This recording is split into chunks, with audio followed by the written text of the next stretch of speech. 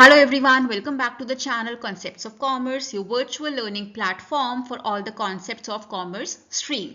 आज के वीडियो में हम बात करेंगे अबाउट कंपाउंड जर्नल एंट्रीज। मैंने कुछ सेलेक्टेड एंट्रीज यहाँ पर चूज की हैं जिसे हम स्टेप बाय स्टेप सॉल्व करेंगे।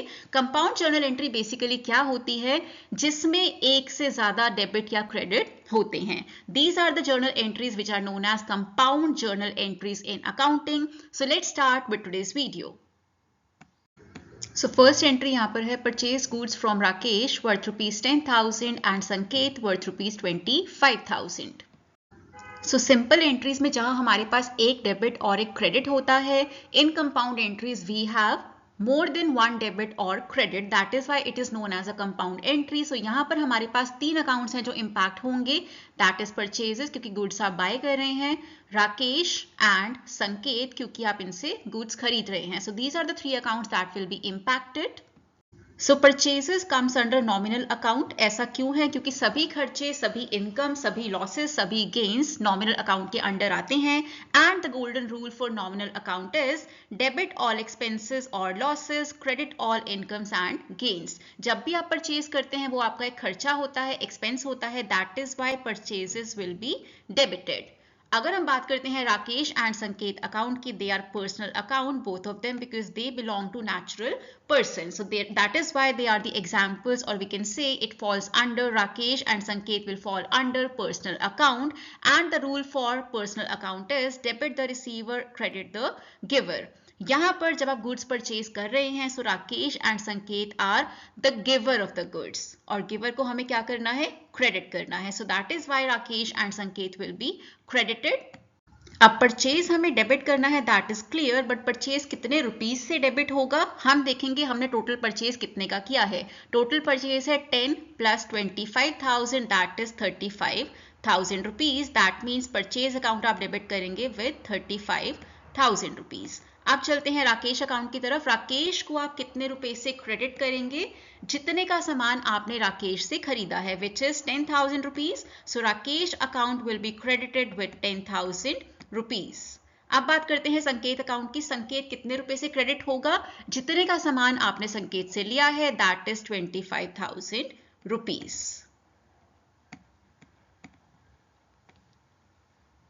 So finally coming to the journal entry, the entry becomes purchases account debited 35,000, to Rakesh account 10,000, to Sanket account 25,000 and narration में आप लिख सकते हैं for goods purchased। यहाँ पर आप from Rakesh and Sanket भी लिख सकते हैं, for goods purchased on credit भी लिख सकते हैं, all will be fine। Next entry is sold goods to Rahul worth ₹50,000, half payment received by cash immediately, remaining to be received in 1 month। That means आपने sales किया है, राहुल को आपने सामान बेचा है, 50,000 रुपए का सामान टोटल है आपका, जिसकी आधी पेमेंट दैट मीन्स 25,000 रुपए आपको कैश मिल गया है, बाकी का 25,000 आपको एक महीने में मिलेगा। दैट मीन्स आपकी पार्शियल सेल्स कैश है और पार्शियल आपकी सेल्स जो है वो क्रेडिट है। और जब भी सेल्स क्रेडिट में होती है तब आपको वो अकाउंट भी यूज करना होता है, वो अकाउंट भी डेबिट करना होता है जिससे आपने सामान बेचा है, जो कि यहाँ पर राहुल है। एंड आप सेल्स कर रहे हैं, थर्ड अकाउंट जो आपका इंपैक्ट होता है दैट इज सेल्स अकाउंट। सो ये तीन अकाउंट्स आपके हैं जो इस एंट्री में इंपैक्ट होंगे, that is sales account, cash account and Rahul account. Now sales comes under nominal account. Nominal account का एग्जाम्पल है सेल्स अकाउंट, क्योंकि ये एक इनकम है और सभी एक्सपेंसेस, सभी इनकम, सभी लॉसेज एंड सभी गेन्स आते हैं नॉमिनल अकाउंट के under. Second is cash. Cash हमारा रियल अकाउंट है क्योंकि ये एक एसेट है, सभी assets fall into real account. Third is Rahul. Rahul एक नेचुरल पर्सन है, that is why it comes under personal account. Rule for nominal account is debit all expenses and losses, credit all incomes and gains. जब आप cell करते हैं वो आपकी income होती है and incomes are to be credited, that means sales account आपका credit होगा। Cash real account, and real account का रूल होता है debit what comes in, credit what goes out. अब यहाँ पर कैश आ रहा है या जा रहा है, cash is coming into the company, so it will be debited. अब बात करते हैं राहुल की। राहुल यहाँ पर गिवर है या फिर रिसीवर है, because we have to debit the receiver and we have to credit the giver. तो यहाँ पर जो राहुल है वो रिसीवर ऑफ गुड्स है, क्योंकि आपने उसे सामान बेचा है तो उसे डेबिट किया जाएगा। अभी सेल्स आपका क्रेडिट होगा क्योंकि इनकम है, वो हम ऑलरेडी डिस्कस कर चुके हैं, बट कितने रुपए से क्रेडिट होगा? जितना आपका टोटल सेल्स का अमाउंट है, दैट इज 50,000 रुपीज। सो आप सेल्स को क्रेडिट करेंगे विद 50,000 रुपीज। कैश कितने रुपए से डेबिट होगा? जितना कैश एक्चुअली कंपनी में आया है। कितना कैश कंपनी में आया है? 25,000 रुपीज, बिकॉज आपको 50% that is half payment receive हुई है। राहुल कितने रुपए से डेबिट किया जाएगा? जितना अभी पैसा बच गया है राहुल से लेना, which is 25,000 rupees. So Rahul will be debited with 25,000 rupees. So आपकी जर्नल एंट्री बन जाती है cash account debited 25,000 rupees, Rahul account debited 25,000 rupees, to sales account 50,000 rupees. Narration में आप लिख सकते हैं for goods sold and half payment, और partial payment you can write here received. So थोड़ा सा यहाँ पर डिफिकल्टी लेवल इंक्रीज करते हुए I have taken certain more accounts here. यहाँ पर 3 नहीं बल्कि उससे ज्यादा अकाउंट्स हम यहाँ पर डील करेंगे। So the entry is on 1 December 2024 paid carriage 100 rupees, commission 700, rent 1200 and printing 500। So 1 December को आपने ये सभी खर्चे किए हैं, सभी एक्सपेंस के लिए आपने पे किया है।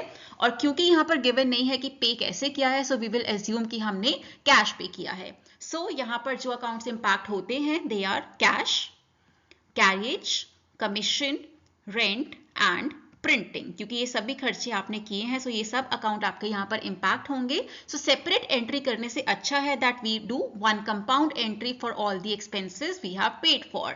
Cash is an example of, और we can say falls under real account, और बाकी सब will come under nominal account as all of them are expenses. Now real account का रूल होता है debit what comes in, credit what goes out. यहाँ पर clearly पैसा बाहर जा रहा है, so we have to credit cash account. Nominal account का रूल होता है debit all expenses losses, credit all incomes और gains, and all of these are expenses, so they are to be debited. So आपकी journal entry बन जाती है carriage account debited 100 rupees, क्योंकि आपने कैरियज के लिए 100 रुपए पे किए हैं। Commission account debited 700 rupees, rent account debited 1200 rupees, printing account debited 500 rupees, to cash account 2500 rupees, because इन सब का टोटल होता है 2500, और दैट मीन्स कंपनी से कितना कैश बाहर गया है, that is 2500 rupees. Last entry for today, fourth entry we have machinery worth rupees 70,000, sold for 69,000, payment received in cash. So यहाँ पर जो अकाउंट्स आपके इम्पैक्ट हो रहे हैं they are first of all cash account, cash आप receive कर रहे हैं, मशीनरी क्योंकि मशीनरी को बेचा जा रहा है, एंड P&L अकाउंट क्योंकि यहाँ पर आप क्वेश्चन में क्लियरली देख सकते हैं कि मशीन की वैल्यू थी 70,000, उसे बेचा गया है 69,000 रुपीज में। दैट मीन्स आपने लॉस इनकर किया है in this selling, so that is why profit and loss account भी यहाँ पर इम्पैक्ट होगा। So it becomes a compound entry. Real account का रूल होता है debit what comes in, credit what goes out. So cash आ रहा है या जा रहा है, cash is coming into the company, so cash account will be debited. Machinery again real account, again we have the same rule. अब machinery company के अंदर आ रही है या बाहर जा रही है, machinery is going out of the company, so it will be credited. अब यहाँ पर आपको लॉस हो रहा है या प्रॉफिट हो रहा है, clearly we are having a loss क्योंकि मशीन की वैल्यू ज्यादा थी, हमने बेचा उससे कम में है, and we have to debit all the expenses और लॉसेस। सो P&L अकाउंट आपका यहाँ पर डेबिट होगा। अब रियल अकाउंट कितने से डेबिट होगा, दैट मीन्स जो कैश यहाँ पर है वो कितने से डेबिट होगा, जितना कैश आपने रिसीव किया। कैश आपने रिसीव किया 69,000 रुपीज। मशीनरी अकाउंट कितने से क्रेडिट होगा, जितने की मशीनरी कंपनी से बाहर जा रही है, that means 70,000 rupees. P&L account कितने रुपए से डेबिट होगा, जितना आपने लॉस इनकर किया है, दैट इज 1,000।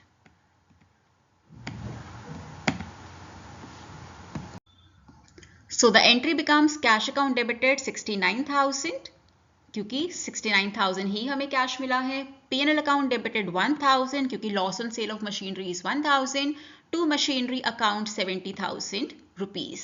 Narration में you can write down for machinery sold. Stay tuned in for the next video जहां पर हम डिस्कस करेंगे a numerical question on accounting equation. Thank you so much for watching the video. If you have any doubts relating to the video, you can write down in the comment section. If you want me to make a video on any particular topic, वो भी आप comment section में लिख सकते हैं. I will definitely try to make a video on that also. अगर कोई special journal entry है जो आपको समझ में नहीं आ रही है कि इसे कैसे पास करना है, कैसे solve करना है, that also you can mention in the comment section. And lastly, do subscribe to the channel as it keeps me motivated to make more and more videos for everyone out there.